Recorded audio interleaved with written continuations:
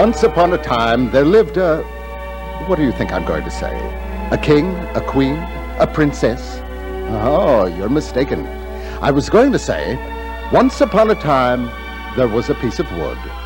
Just a common block of firewood, one of those thick, solid logs that are put on the fire in the winter to make cold rooms cozy and warm. And so it happened that one day this piece of wood found itself in the shop of Geppetto, the wood carver. Geppetto was a good and kind man, but he was very poor and very lonely. He lived all by himself in his small workshop. Now, when Geppetto put his hands on this piece of wood, he suddenly became filled with joy. He knew he must make something very special from it, not just a table leg or a doorpost, but something that he would keep for himself. He said to himself, Aha! I know what I shall make. A little boy, a wooden marionette who will keep me company. And I shall call him Pinocchio. So Geppetto took his tools and began to cut and shape the wood into a marionette. He carved out the forehead and the eyes, and then the nose, which was quite long and impertinent. Next he made the mouth, and no sooner was it finished than it began to laugh. Geppetto was quite startled, and he started to carve feverishly. As soon as Pinocchio's arms were finished, he snatched off Geppetto's wig. Pinocchio! The poor old man really had to struggle with him to get it back. Then when he had completed his legs and feet, the impudent little marionette jumped out of his hands and began to run around the shop. You can't catch me! You can't catch me! Pinocchio, come back here! Do you hear me? There! I forgot you! Let me go! Oh. No, I will not let you go. Now listen to me, Pinocchio. You are my little boy. You must mind your father. And tomorrow morning you will go to school and learn to read and write. Go to school? Then I will need a suit of clothes. I will make you a suit of clothes. And then I will need an ABC book. Pinocchio, all of my life I've wanted to be a papa, and now my dream has come true. So don't worry, my son. I will do everything for you that must be done.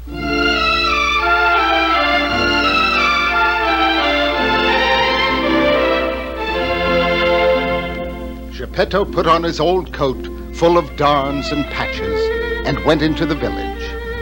After a while, he came back. He no longer had his coat, but in its stead, he had a brand new ABC book. And he stayed up all night making his son a little suit, a pair of shoes, and a tiny cap with a feather in it. Well, the following morning, Pinocchio put on his suit, his shoes, and his cap, put his book under his arm, and marched off to school, waving goodbye to his father, who stood in the doorway of his shop with tears of pride in his eyes. Pinocchio never even got as far as the schoolhouse, for while he was on his way, he passed a little wooden building. Outside of it was a large crowd of people. Such noise and excitement! A marionette show was going on. Pinocchio was wild with curiosity since he had never seen a marionette show, but the admission price was 4 pennies. Of course, he didn't have 4 pennies, so he sold his ABC book to a rag picker for 4 pennies, and he went in to see the show. The marionettes on the little stage recognized Pinocchio as one of them, and stopped the show to greet him with loud cheers. But the director of the company, a very frightening-looking man, came in, and when he saw what a commotion Pinocchio was causing, he picked up the little marionette and marched him out of the theater. Pinocchio was terrified and wriggled and squirmed in the man's huge hands. Finally, he was set down, and the director said to him, "What is your name? Pinocchio, sir. And who are your parents? I only have a father, sir. His name is Geppetto. He's a wood carver, sir. Does he earn much?" He earns so much, sir, that he never has a penny in his pocket. Just think. In order to buy me an ABC book for school, he had to sell the only coat he owned, all full of darns and patches Oh, stop it, boy. Stop it. You're breaking my heart. Here, take these 5 gold pieces and give them to your poor father. Hurry now before I change my mind. Sold his coat. And give him my kindest regards. Well, you can imagine with what speed Pinocchio ran toward home. But he had barely gone around the corner when he met the worst pair of scoundrels in the entire countryside. One was a sly fox who pretended to be lame, and the other was a clever cat who pretended to be blind. The sly fox said, "And may I ask, what are you going to do with all that money?" First of all, I will buy a fine new coat for my father, and then I will buy an ABC book for myself. I want to go to school and study hard. Oh, Pinocchio, my boy, do you realize that you can double your gold pieces? What do you mean? Do you want 10, 100, 1,000, 2,000 gold pieces for your miserable 5? Yes, but how? I'll explain. Just outside the city of Simple Simons, there's a field called the Field of Wonders. In this field, you dig a hole, and in the hole, you bury a gold piece. Now, after covering up the hole with earth, you water it well, and then you go to sleep. During the night, the gold pieces sprout, and they grow, and they blossom. And next morning, you find a beautiful tree loaded with gold pieces. You mean if I bury my 5 gold pieces, I shall have how many? At least 2,500 sparkling gold pieces. Let's go! I'm with you! Oh, what are we waiting for? So, forgetting his father, the new coat, the ABC book, and all his good resolutions, Pinocchio went off with the sly fox and the clever cat. When they arrived at the city of Simple Simons, they went to a lonely field. The sly fox and the clever cat helped Pinocchio dig a hole and bury his 5 gold pieces. The sly fox said, go to that nearby brook, Pinocchio, and bring back a pail of water and sprinkle it over this spot.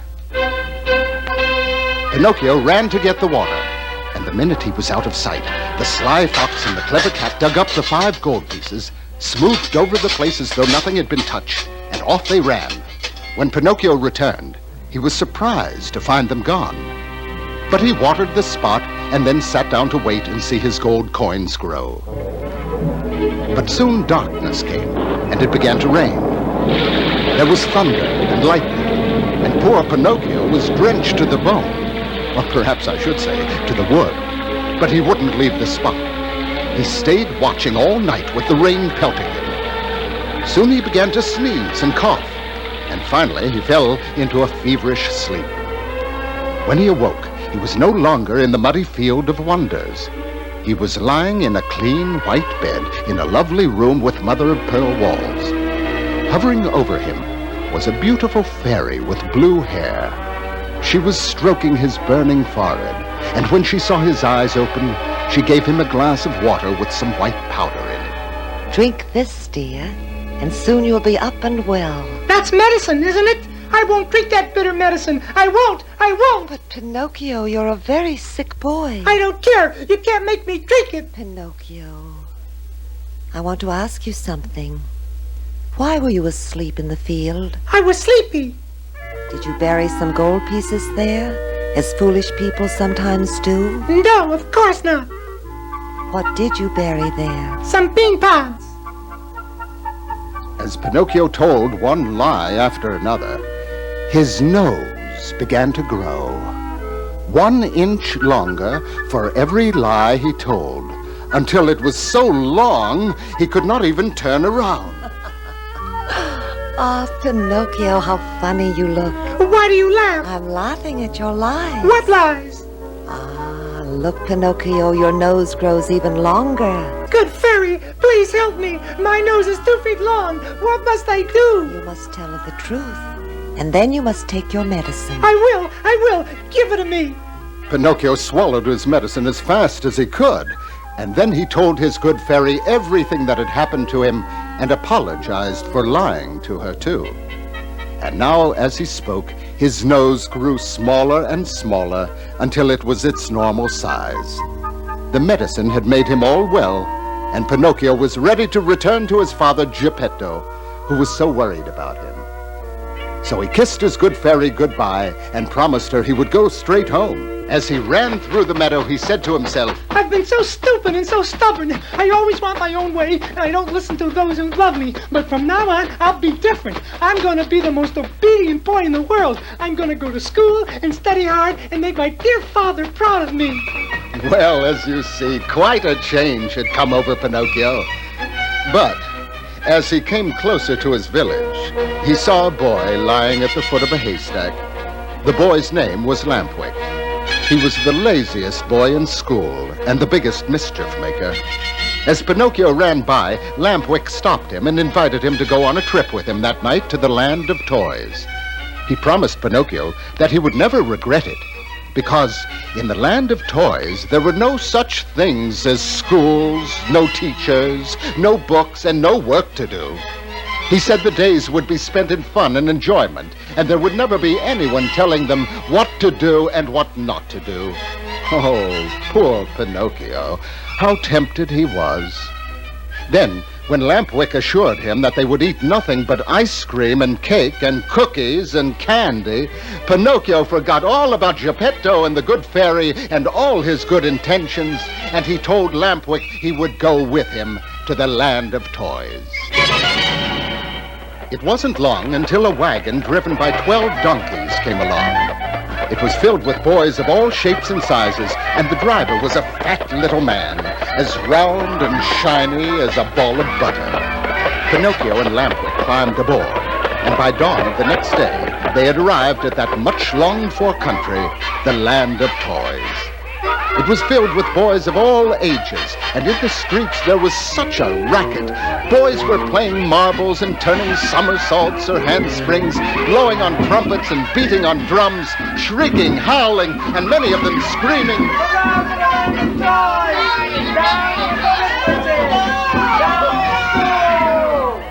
It wasn't long before Pinocchio became a part of this strange country. For 5 months, he did nothing but play and eat from morning till night, without ever seeing a book or doing any work at all. But one morning, when he woke up, he felt 2 strange, furry, long things on his head. He ran to a mirror and he looked at himself. My ears! They've turned into donkey ears! Indeed. Pinocchio had caught donkey fever. He had turned into a lazy and good-for-nothing donkey. Now he knew he must get out of the land of toys before he would begin to bray like a donkey. One night, when all the other boys and donkeys were asleep, Pinocchio slipped out of bed and dashed through the deserted streets. He ran across the field and the meadow, and he kept on running and running and running. By morning, he came to the seashore. He was quite exhausted and sat down to rest. Then he looked up and saw a group of people standing on the beach with very sad faces. Pinocchio jumped up and ran to them. A kindly fisherman told him that a monstrous whale had come into their peaceful waters and destroyed everything in sight. In fact, he said, many weeks ago an old man had set out in a small boat, sailing across the ocean to look for his lost son, Pinocchio. That's me! And everyone feared for his life. Pinocchio cried out, That's my father! I must save him! I must save him! Boy, don't go out into the ocean. The monster will get you too. Boy, come back! But Pinocchio could not even hear the fisherman. He was swimming so fast, he looked like a black dot on the blue surface of the water. His heart was beating fast, and he was very frightened, but he was determined to find Geppetto. On he swam, farther and farther out to sea.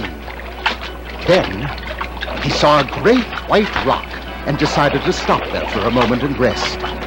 But as he came closer to it, the great white rock began to sway and lunge and as Pinocchio watched in terror, he saw a huge mouth open, showing 3 rows of gleaming white teeth, long and pointed. It wasn't a rock at all. It was the sea monster. Pinocchio turned quickly and tried to swim away, but the immense mouth was coming closer and closer. Pinocchio swam desperately with all his strength. The whale was upon him, and in a split second, Pinocchio found himself between the rows of gleaming sharp teeth. And then, in another second, he was being washed down into the dark body of the whale without so much as a scratch on him. He lay stunned for a while. Then, as his eyes became accustomed to the darkness of this great cavern, he began to walk around. It seemed to him that he could see a faint light glowing at the far end of the cavern. Pinocchio made his way toward it. It was growing lighter and clearer.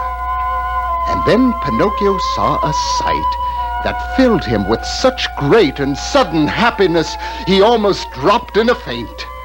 There stood a small table set for dinner, lighted by a candle stuck in a bottle, and there sat a little old man, white as snow, eating fish for his dinner. Pinocchio said, Father, Father, at last I've found you. Pinocchio! Is it really you? "Well, you can imagine the reunion of poor old Geppetto and his puppet son, Pinocchio. They fell into each other's arms, weeping and laughing all at once.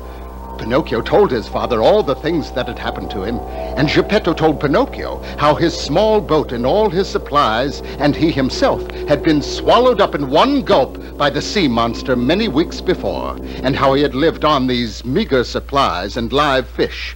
But now his cupboard was empty. Father, we must get out of here. Why can't we not swim out when the whale opens his mouth? When the monster opens his mouth, everything comes in. Nothing goes out. Father, perhaps if we tickle his throat, we will make him curve us up into the sea. And then what? I cannot swim, my son. And then I will carry you on my back, and we will swim to the shore. Come, Father, please, let's try it. So Pinocchio and his father, hand in hand, began to walk through the dark cavern toward the monster's throat. Pinocchio took the feather from his cap, and he began to brush it lightly on the sides of the monster's throat. Pinocchio and Geppetto could see the rows of teeth begin to open, and then... With one enormous sneeze, out went Pinocchio and Geppetto past those crushing jaws into the open sea. Geppetto climbed on his son's shoulders, and the brave little puppet began to swim toward the shore. Finally, they struggled up upon the beach. Geppetto lay on the sand, breathing heavily. Pinocchio lay beside him, still and pale, and seeming not to breathe at all. Pinocchio, my dear little son. Geppetto picked up Pinocchio in his arms, and he began to walk toward the village. When he finally reached his small workshop, he gently laid Pinocchio down on his little bed, and he knelt beside him and prayed. Suddenly, the dark and gloomy room was filled with a shining light, and from out of nowhere, the good fairy appeared. Pinocchio! Pinocchio! Wake up! You have proved yourself obedient, truthful, unselfish, and brave. Now you are no longer a marionette. You are a real boy. The fairy disappeared. Pinocchio slowly opened his eyes. Oh, they were bright and sparkling. His donkey ears were gone, and his fine little head was covered with real black hair. Pinocchio pinched his arms and legs.